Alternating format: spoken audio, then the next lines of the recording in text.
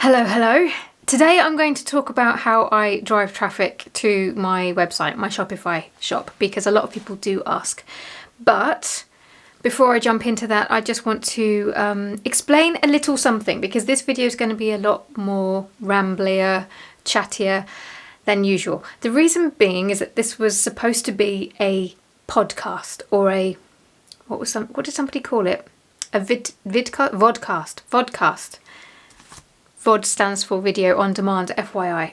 Anyway, it's meant to be a chatty, loosey-goosey, long-form video, and I've noticed that I've started clipping them back again, and I don't know why. That's nobody's been complaining about the length of time of the videos or the chattiness, but in my head I've been getting into this panic mode about keeping things going and not losing people's attention, and that was never supposed to be the point. The whole point of this channel is supposed to be chatty, something that you can just have on in the background. So that's what I'm gonna force myself to lean into that again. So if you're here for a quick and chatty educational video, well, hopefully it will be educational to a point, but it's not going to be to the point. Well, you know what? If you're new here and you've made it this far, welcome, because clearly you're not completely put off by this madness.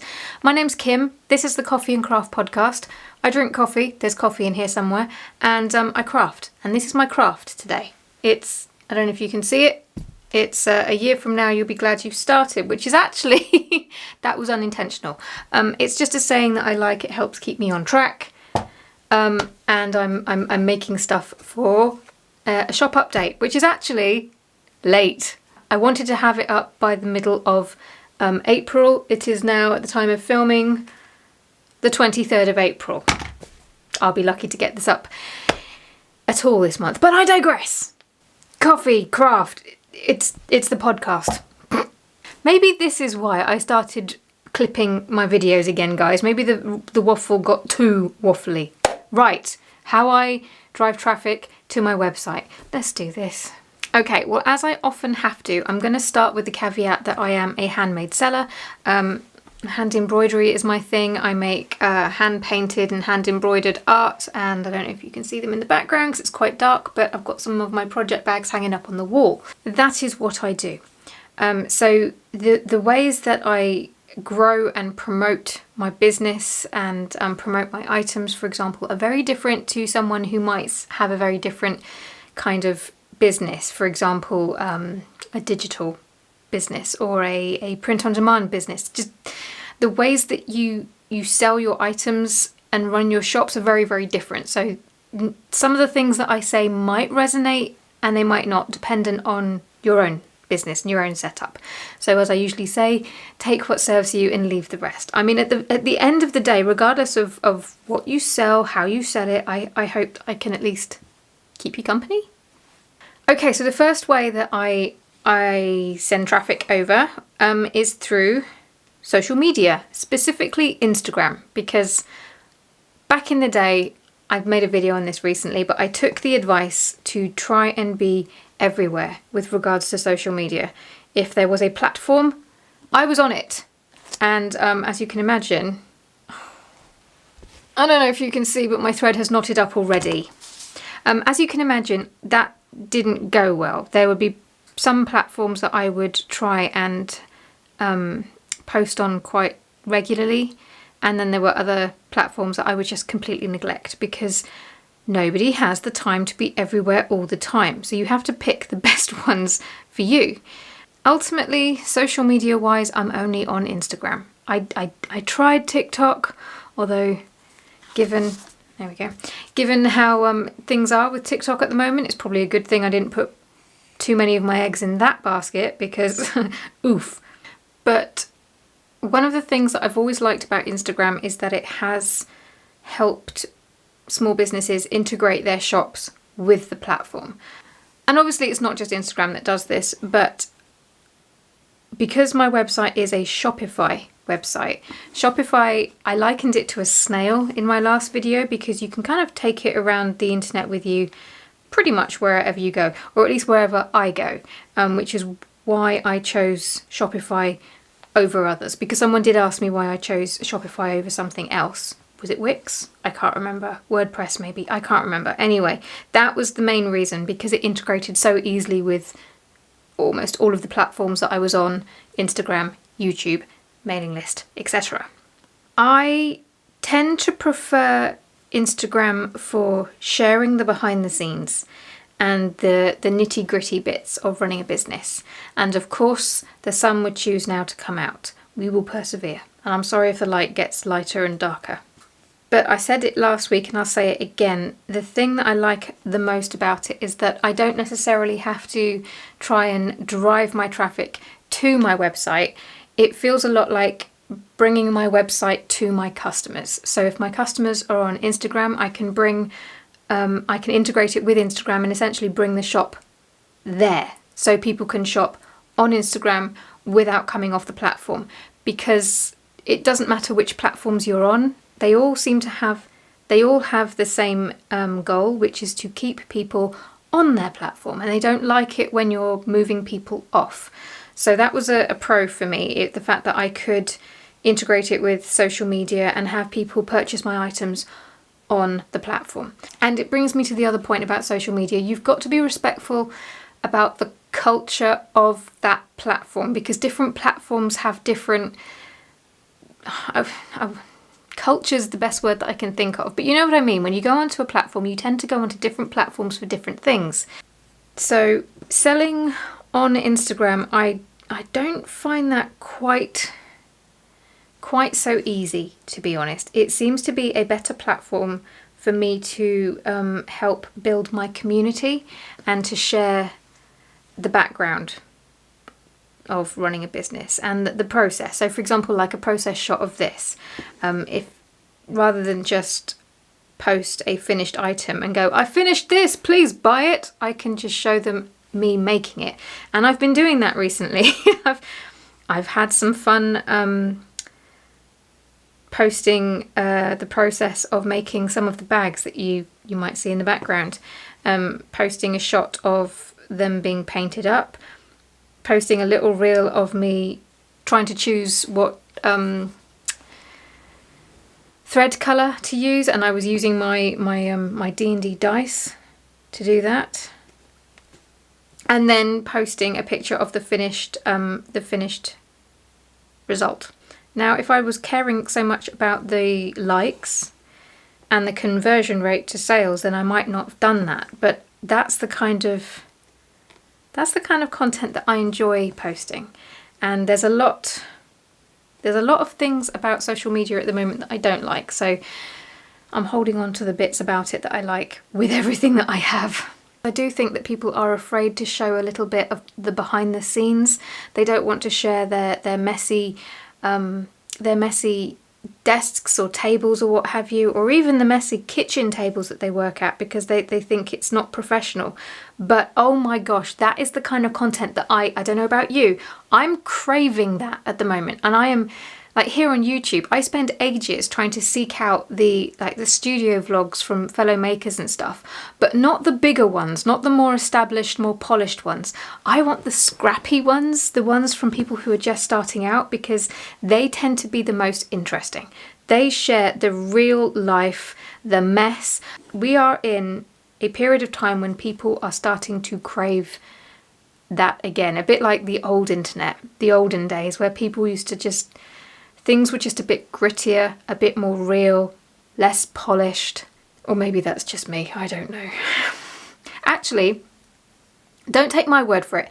If you are also desperately seeking that kind of content, put it in the comments, because if there's anybody who's been thinking about making studio vlogs or just more behind the scenes stuff, but has been thinking to themselves, oh, I can't do that because it's not professional enough, they will need to see this, so it will give them the confidence to to share it. Let's make the internet a more interesting place. We can do it. Right, I really am digressing hard. Okay, to summarise, social media. It's one of the ways that I drive traffic to my website. We'll move on. The second one, I'll keep this brief because there's not a huge amount to say about it, but the other one is my mailing list. It's a teeny tiny mailing list. I hardly ever email people. If you're on my mailing list, you might have even forgotten that you are on it, because I only email people when I have a shop update due. And what I tend to do is email them the day before it's going up, and I just give them a sneak peek because I don't share everything on social media, or at least I may not share the finished items. I share the process, but not the finished McCoy, if you see what I mean. And they get first look, basically. And then they'll get an email the next day giving them the only discount that I offer.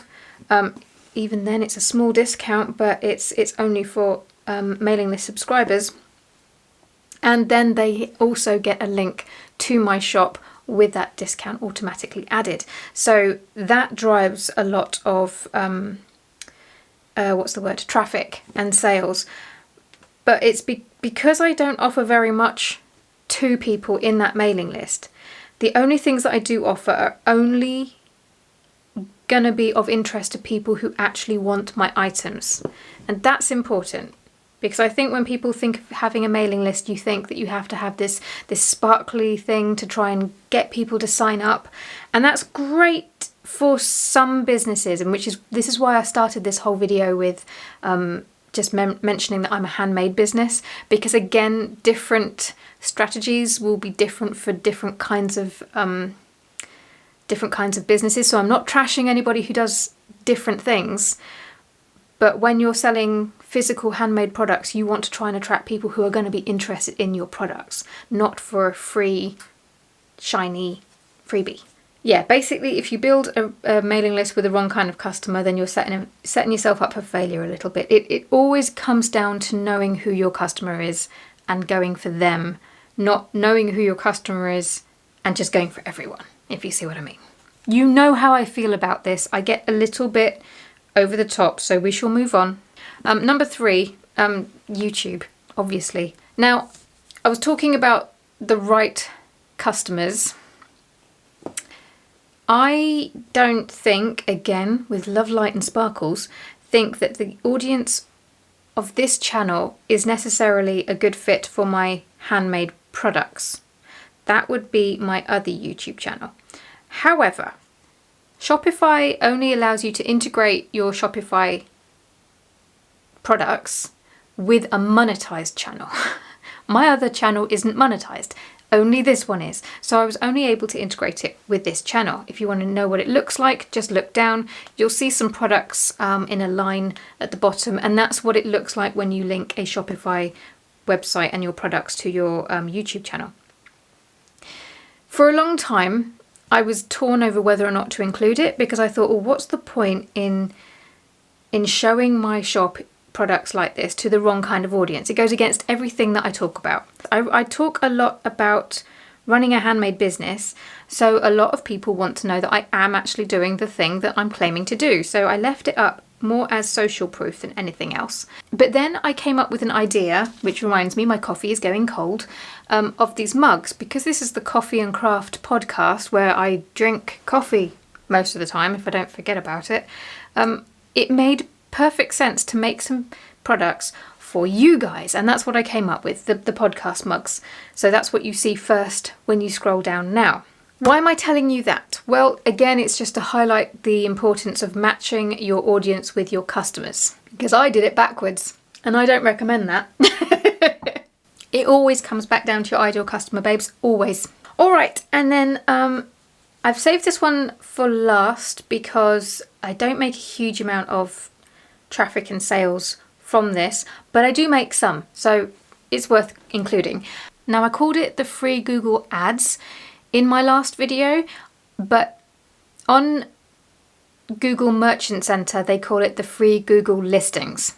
I'm a bit worried that some of you are going to ask me complicated questions about this, or even just simple questions, because I don't know.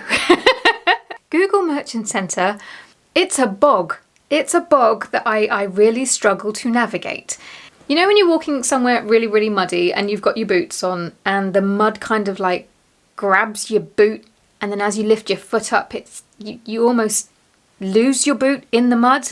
Well, that's a nice analogy of me and how I find Google Merchant Center. It makes no freaking sense. I'll share on the screen what I see when I have a look at the free listings. You can see that I've got about 25 listings here, and for the most part they're all live, essentially, I guess. But then occasionally they will be disapproved. Why? I have no idea. Just randomly, occasionally, a lot of the time, Google will change something, or there will be a change in my Shopify website. A sale can sometimes trigger it, but not always. And it kind of overwrites the shipping information that I've put on Google Merchant Center. Then it disapproves a lot of my listings, but not all of them, just some of them. And I have spent so much time trying to figure out what the problem is, searching the internet for a solution. Can I find one? Can I heck? And that's why I liken it to a bog, a quagmire, because so yes, don't ask me any questions about it. I don't know. I'm not completely sure how I've managed to get my listings up, but I seem to be doing it somehow. That being said, if anybody who knows Google Merchant Center better than I do understands why it keeps disapproving or disallowing or whatever the word is, my listings to the point that I have to put my shipping settings back in, please let me know in the comments. I would love to hear from you. But yes, I do get some traffic through those, and I've made sales through them as well. And I know that because, as I said in the previous video, Shopify analytics are better than Etsy. There's a lot in it that I don't need because I think Shopify is used a lot by resellers as well. We'll just move on from that. But there's a lot of analytics in there that I don't need, but they at least give you a bit more information about where your sales are coming from. So in a nutshell, that's how I drive traffic to my website. Social media, for me, that looks like Instagram, my mailing list, my YouTube channel, and I get some from Google free listings. The free ads, whatever you want to call them, that. Now again, I'm going to repeat that I am a handmade seller because I do realise that the way that I run my business doesn't translate well to every kind of business out there. That's fair enough. But that's also why I make it very, very clear that I am making videos for handmade sellers, because that way I'm trying to attract the people who will get the most from the stuff that I'm talking about.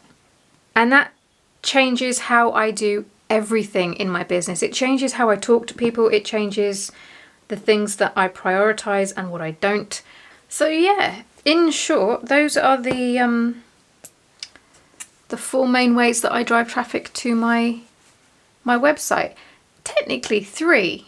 I know I include the Google listings, but that's kind of, it happens passively almost. I don't actually do anything other than to keep on putting my shipping information back into Google Merchant Center because duh! But again, that's a bit more passive. The 3 things that I do put actual energy and effort into are social media, i.e. Instagram, my mailing list, and YouTube. In fact, mostly YouTube, because that seems to be the one that I keep referring to it as the tide that raises all ships, because it's not just in terms of traffic to my website and sales. It's also the thing that brings me in the most new followers on Instagram, the new mailing list subscribers. I have a Patreon account where it's a bit meta, but I talk about building YouTube channels around handmade businesses. That is exclusively through YouTube, and I don't have to thrust it down people's throats. That's what I love the most about it. It feels more organic. It feels more, I can't think of the word again. Unfortunately, this is a sign that I've obviously been talking too much. Maybe this is why I started bringing my videos in a bit more. Basically, it just feels like a better fit for the way I want to show up and run my business. I don't like being all salesy and like buy my thing, buy my thing, buy my thing. I like having everything there on the table, and a bit like a craft show, having people self-select what they want without me having to be like, this, madam, this. I mean, you could take the freaking internet drama, you have that for free. But you get my point. I can rock up and just drink coffee and chat with you as if we were having our water cooler moment and run my business at the same time, and it's just mwah. This is why I'm so passionate about it. And I don't know if I mentioned it earlier, I can't remember if I did or not, but the way TikTok is going, if you have TikTok as one of your things, then I would suggest you think about starting a YouTube channel as a backup just in case. Even if it's just to, put shorts on there. There is an issue about shorts not being a great way to build a YouTube channel long term. I'm going to be talking about that with my Patreon group soon enough. If you are in the business of making video content of any description and you're not on YouTube, I know I said earlier about not spreading yourself too thin on the internet, but it's one of the few platforms that actually gives you something in return for the investment of your time and your energy. Anyway, I'll stop boring you with YouTube talk. If you would like to know more, there's a link in the description below. But I would love to know as well if you preferred this video. I'd love to know if you enjoyed it or not. Or if you prefer the clippier, that's not a word, the more succinct videos. Let me know. And if you would like to hear more of my thoughts about YouTube for a handmade business, then I'll link to this video next because I talk more about it there. Otherwise, I will see you again next week. Ta-ta!